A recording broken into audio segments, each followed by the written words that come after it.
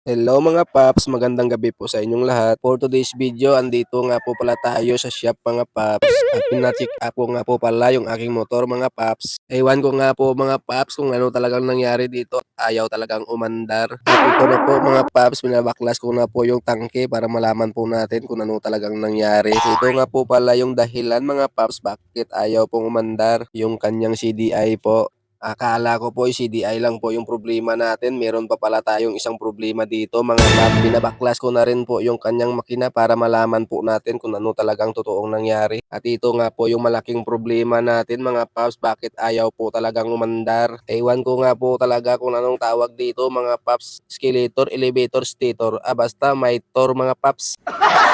Alam nyo mga paps, pagdating po dito sa motor at wala po tayong alam, kaya hanggang dito na lang po yung ating munting video mga paps. Thank you for watching. Ingat po kayo palagi. Bye-bye!